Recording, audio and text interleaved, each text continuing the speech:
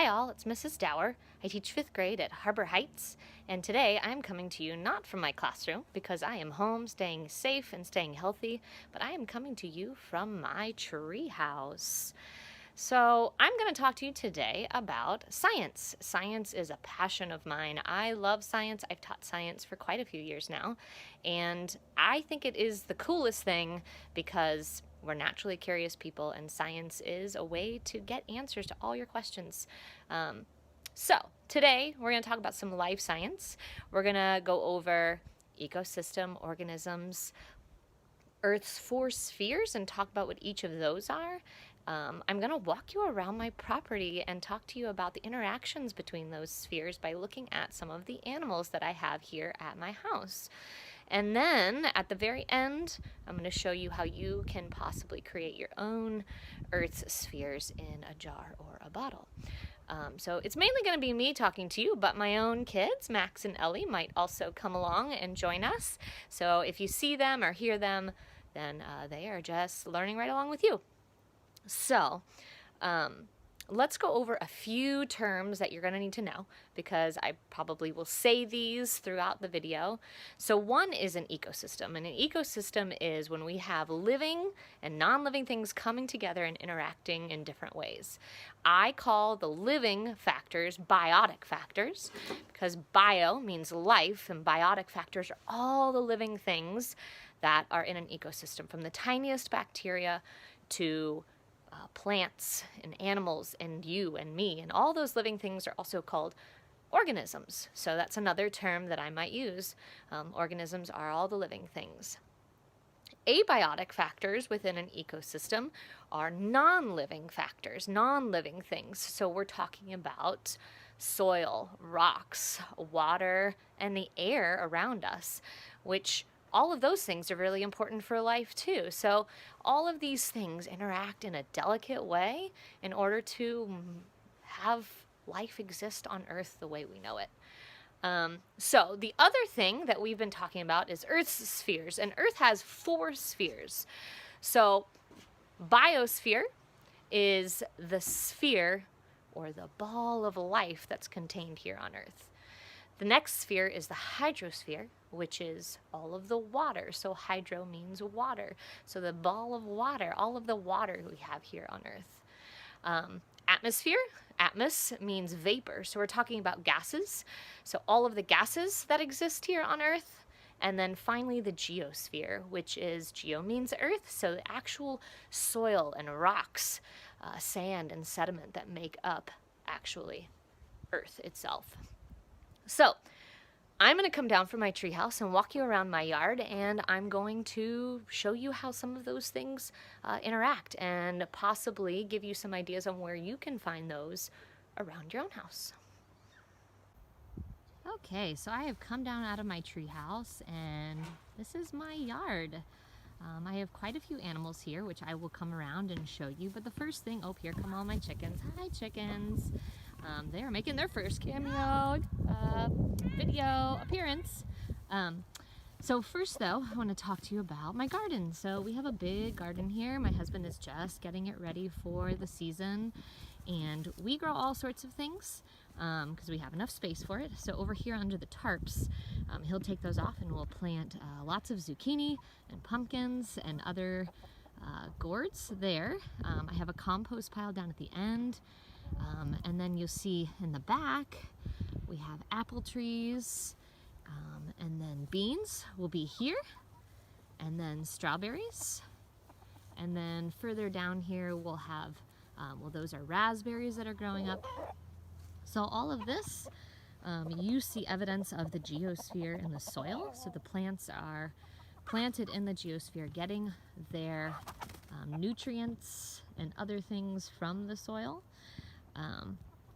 Also, the plants themselves are part of the biosphere, so they are part of our living parts of Earth. And there isn't water through here, but my husband will water, and during the summer when it's hot or when it rains, obviously that is part of the hydrosphere. And then our atmosphere is important too, because we know that our plants take in carbon dioxide and give out oxygen back into the atmosphere as part of that process of photosynthesis, which is really important for life here on Earth. So, some other living things. You guys have already seen my chickens. I have quite a few hens and roosters. So they, right now, oh, one got into the garden, that's okay.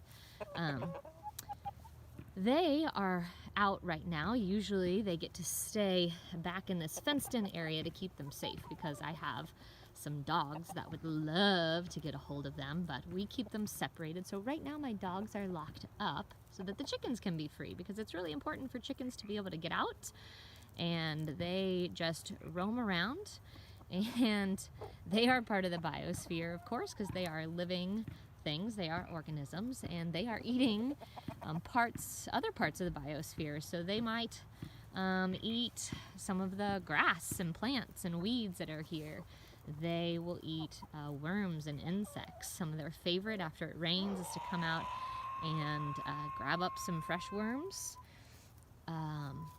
They also eat rocks. I know that sounds funny, but so that's part of the geosphere. So they eat rocks, which goes into their tummy and helps with their digestion. So as they're eating, the rocks will tumble around and help them digest all of their food. We also feed them scraps from our own kitchen, because they love all kinds of things that we have left over. Ellie, you want to say hi? Hi. And see, you can see they're very friendly.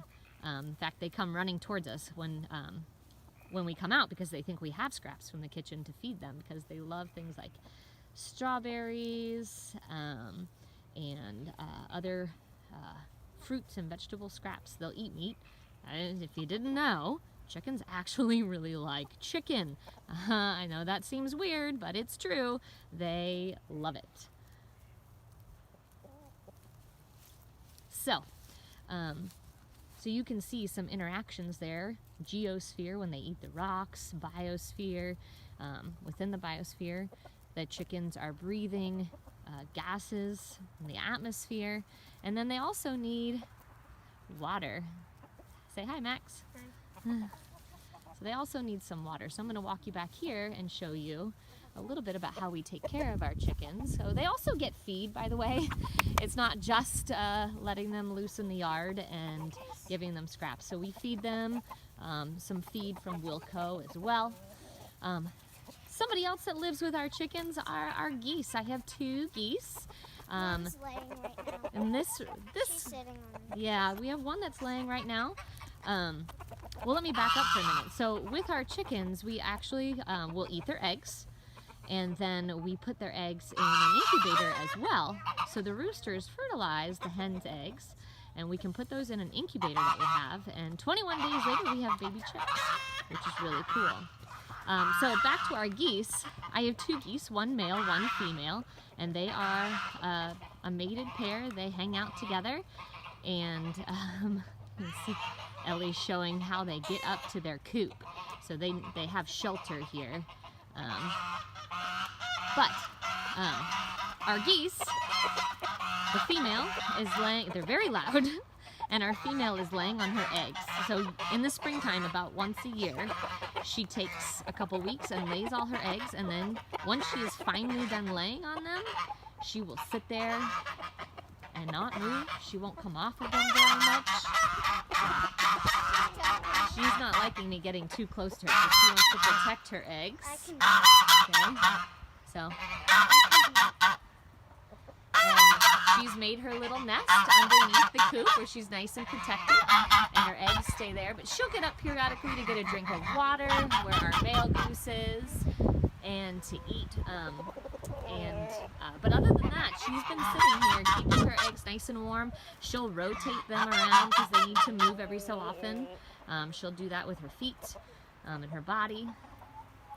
But there you go, seeing some interactions between all of the spheres. So water is important. So we have this system where we'll turn on the water. You want to go hit the water for me, Ellie, so that they're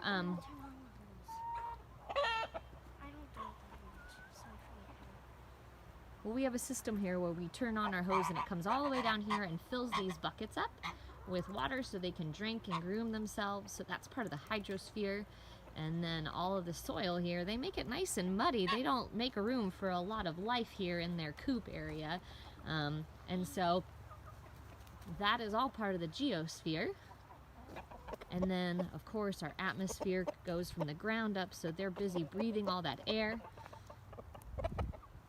And yeah, they're living things themselves, so they're all part of the biosphere. And it recently rained, so we have some puddles here too that they might drink out of or walk through. So there is a couple of living things. We do have another living thing, actually. I'll take you back this way. I forgot that he's back here. So another living thing we have here is our friend, and his name is Sergeant Whiskers. So Sergeant Whiskers is our rabbit. Actually, it's Ellie's rabbit. You can see she's climbing the fence to say hello to him. So he does have a hutch that he stays in, but on nice days like today, we want to get him out so he's not always in his cramped hutch. We bring him inside sometimes too. But he is in this caged, fenced-in area so that he is able to graze himself. So he is part of the biosphere, of course, and he'll dig and make his home underneath the ground. In fact, if we keep him in here long enough in the summer, he'll create a little burrow for himself in the ground, in the geosphere. And we give him an opportunity here to eat some grass because we feed him rabbit food. And sometimes we'll give him lettuce and some other, and carrots from the fridge, but he needs a variety in his diet just like you and I. Oh my goodness gracious. So, but right now we're giving him a little freedom, and he has water available to him, and he'll probably get some water from some of the grass he eats too, because like I said, it just recently rained. I can see raindrops, some of that hydrosphere on the grass itself, and so he's getting part of that. Now, another thing you may not have thought about is all of these animals produce waste. And so as they are out in the yard, and they produce their waste, that goes back into the ground and they fertilize the plants, and that helps the plants grow better. And so it's a continuous cycle where you know, the chickens may take from the earth, but then they give back. You know, also, living things don't live forever, so when they die, which happens to all living things, then that decomposing body also goes back into the earth. All right. Okay, so another part of my yard that I have, and I'm lucky enough to have enough space for this, is actually I have a little lake on my land. And so the lake itself is part of the hydrosphere, but it houses lots and lots of living things. I don't know if you can see it all the way on the far side. This isn't actually part of my own living creatures, but there is a duck swimming in our lake. I've seen a heron, a blue heron, come down and be in our lake. Sometimes we'll have mating pairs of ducks on the lake, and they'll produce babies, and then we'll have whole families swimming on the lake. Something else that we're going to be looking at, and this is where we're going to come down to get some materials for our spheres in a jar in a little while, is all of the insects and then all of the frogs and snakes that live here. Actually, Max has found snakes, but the frogs are just going crazy right now. At night, when it gets dark, you can hear them all making all their sounds and ribbiting, and they're just really, really loud. So this is a really fertile area where they can live and multiply, and Max is busy every day looking for eggs so that we can see more evidence of life here. So hydrosphere meets a biosphere, and then there's going to be the bottom of the lake is our geosphere, and the shore, and then obviously our atmosphere. You can see it's windy today, so that even though we can't see those vapors, that's evidence of our atmosphere.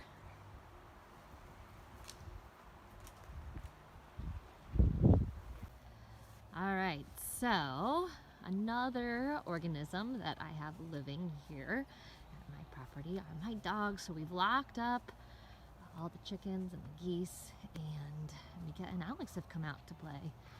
So when you have pets, and you guys are, most of you are probably really familiar with having, dogs or cats or other pets, you have to provide those elements of all the spheres for them if they don't have them. So, you have to give them their water, okay? You have to make sure they have space to live in and to grow and run around and be healthy. Hi, Alex. Alex. Alex. Come here, girl. Come here. Oh, there's my good girl. Yes. Yeah. So you have to make sure you provide all those elements for them so that they can have everything they need. Mika's coming around here. She's running around with Max in the back. Mika! So they are part of the biosphere, of course, and they need the hydrosphere. There's Mika. There she is. And they need parts of the atmosphere and the hydrosphere to be healthy. And then they run around here on the geosphere, so they have their space to get the exercise and get out all their energy. They've been locked up for a little bit because the birds were out. So when our rabbit is not free in that fenced-in area, we keep him in a hutch. So again, hutch is over here by our house, and again we provide food and water and space and branches for him to chew on there, and that's all part of Ellie's job, actually. So she takes care of the rabbit. And then I'm going to take you inside here soon because I have some animals inside that we can see the different spheres on. But in the back of my house, something really cool my husband did when he built our house was he created, it's kind of ugly right now just because we're recovering from winter. I need to get in there and clean it up. But this is what we call our catio. So I have 2 kitties inside that you'll get to meet, and they get to come out and they get this fenced-in area where they can have access to outdoor elements and the geosphere and other pieces of the biosphere like these plants. So unfortunately for me, they like to come out here and chew on the plants, and then that helps some of their digestion, but then sometimes every once in a while they throw up on my floor and I've got to clean it up, which is no fun, but that's part of the deal. So giving them access to that fresh atmosphere too, and allowing them some space is really good for them as well. Okay, next up we're going to go inside and I'll show you my kitties and 2 other animals that we have living inside with us. Okay, so now we're inside, and this is Geronimo. He's one of my kitties. Okay, and he would be part of the biosphere. He is an organism, and like I said, he needs water. So I provide water for him in the atmosphere, and then, I also give him cat food, and then I showed you the catio where he gets some space to go out and interact with other parts of biosphere and geosphere and the atmosphere, and even sometimes he comes in and he's wet because it's been raining outside, and he's interacted with the hydrosphere. So I'm going to take you upstairs. We'll see if we can find my other one, and then Max has 2 animals that he's responsible for inside his room, and we've provided different elements of Earth's spheres for here she is for them. Well, here's my other kitty. This is Turtle. Turtle was just sleeping. Yeah, so just like Geronimo, she gets all of the same treatment, and they are pretty good friends most of the time. Every once in a while he runs around and chases her and she goes a little crazy, but yeah, so there you go. Okay, off to Max's room to see his. So just like Ellie was responsible for her bunny, Sergeant Whiskers, Max has a couple animals that he's responsible for, one of which are his fish. So he's got a couple of fish in his tank here. Tank needs to be cleaned, I can tell, but you can see that We've got parts of the biosphere. The fish are part of the biosphere itself. They have rocks at the bottom that'd be part of the geosphere, and they live in the hydrosphere in this water. And you'd think, well, where's the atmosphere? Well, we have to provide that through the filter. And so the filter in the back is what oxygenates the water. So oxygen is part of the atmosphere. It's about 21% of the atmosphere. The other 78% is nitrogen, and then other vapors like water vapor and carbon dioxide. But fish get their oxygen from the water, so the water continually has to be oxygenated. Oh, there's a good one. Here's a close-up.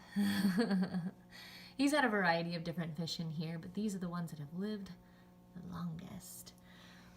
Okay, so the other organism that Max takes care of is a snake. Now this is a corn snake. This is Mango. Mango only eats mice. He gets one mouse about once a week, and it is quite exciting to feed him. In fact, these are what the tongs are for, because Max will hold the mouse over top, and Mango will smell the mouse, he'll see the mouse, he'll strike and catch it. He's a constrictor, so he, even though the mouse was already dead and frozen and thawed out, he still thinks he's killing the mouse. We let him just think that. And but he takes the mouse and wraps it up, and then he'll swallow it whole, unhinging his jaw, and it goes all the way down. He does this actually fairly quickly, and boy, a couple minutes later, you wouldn't even known that he just took in a whole mouse without chewing or taking a bite at all. But here in his tank, you can see we have lots of wood chips and pieces of bark and tree. And then he's got his water, because that's our hydrosphere that he needs. So the bark and the trees and the rocks and stuff, that's important because snakes shed, and so they need that in order to rub against to shed their skin. And then he's got the, you might say, well, why is it kind of red? Well, he's got a heat lamp here above him that keeps Mango warm, because snakes are reptiles and they are cold-blooded, so their temperature is based on the temperature of the atmosphere around them. Okay, the next thing we're going to do is show you how we can make all of Earth's spheres in a jar yourself. Either now, if you have access to that, where you live, or another time, maybe when you're finally able to get out. Okay, so we're back down here by my lake, part of the hydrosphere, and I'm going to show you how you can make your own ecosystem in a jar and watch it maybe do some growing and developing over some time. So we're going to make sure that we include all 4 spheres in our ecosystem. So we're going to put some geosphere in. So I'm going to put in some of this soil, and then I'm going to pick out some plants that I have down here and put those in.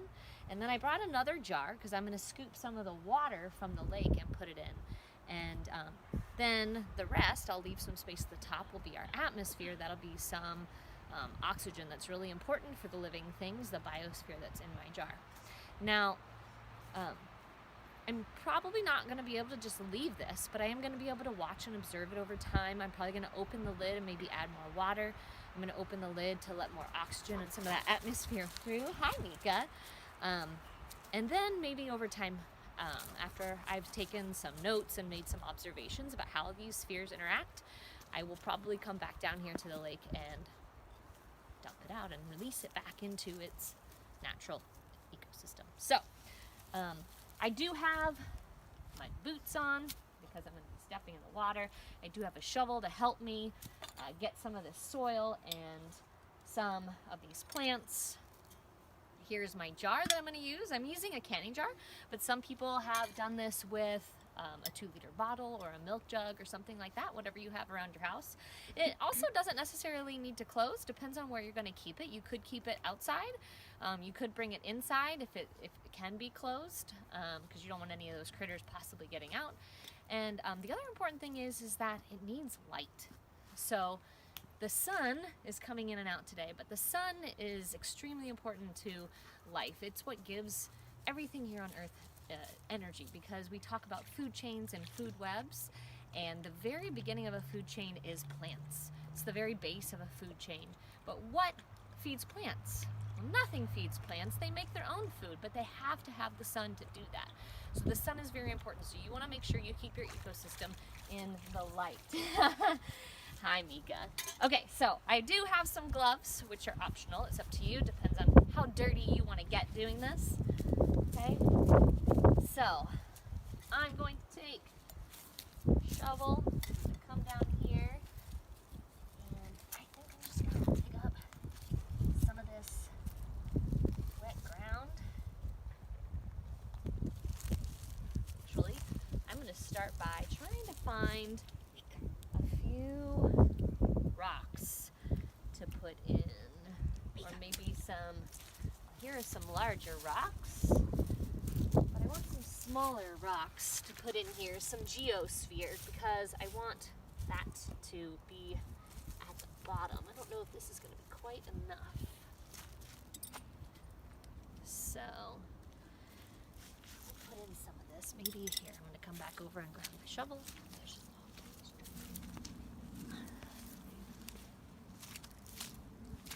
I'm going to take some of this ground soil first, some of the rocks. Oh, there's a lot of gravel in that.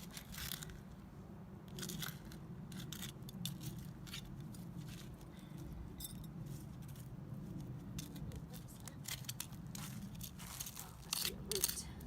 Okay, so I'm going to put some of that at the bottom. I'm going to come back over here. Where was I?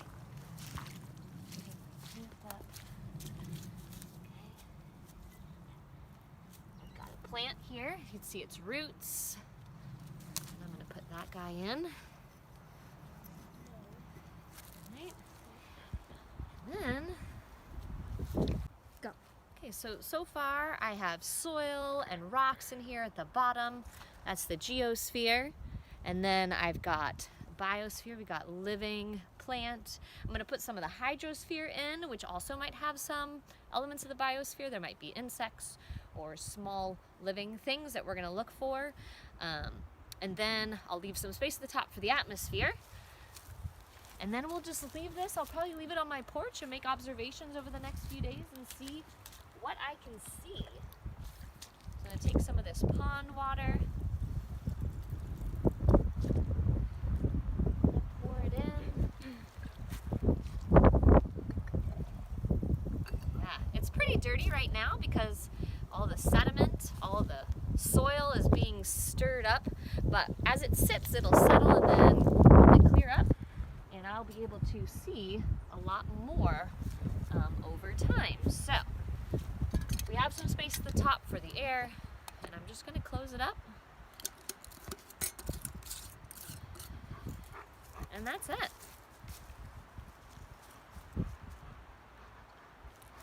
All right, so Max and Ellie made their own ecosystems in a jar. I'm going to let each of them share what they put in theirs, because they put in some different things, which is an option for you too. So Max, you go first. So I put in some decomposing dirt from our compost bin up in the garden that we have. Okay. Some weeds from our strawberry patch. Okay. And then worms. And then some worms, okay? So what are you going to have to add to this over time if you're going to leave Water. Yeah, we're going to have to add some of that hydrosphere in so that those worms don't dry up and they get the water they need and the plants get the water they need too. Cool. And then you also have to take the lid off sometimes to refresh the atmosphere and the air that's inside of it. Very cool. Okay, Ellie, what's in yours? So in mine, I was in with my bunny doing this. Uh-huh. And so I only had some plants, some rocks, some pine needles, and some pine cones. And so I put some small leaves. I picked them and I put them with some grass on the bottom, and then I decorated it with some weed that was in there. Okay. And 3 rocks, a few pine cones, and pine needles. Do you have anything else that's alive in there? You were going to put a beetle in there, but Yeah. you decided not to. I couldn't find it because Mika was trying to eat it and ant was biting its butt. So you have some of the geosphere and then some biosphere. The atmosphere is the air. And then you could add some water to it to refresh your plants from time to time, so that'd be part of the hydrosphere. So they don't die. Yeah. All right. Well, thank you guys for being with us. I hope you took away some knowledge today about the spheres and how they interact. See, here's Mika interacting with the geosphere, digging in the ground. Okay, until next time. She is very happy.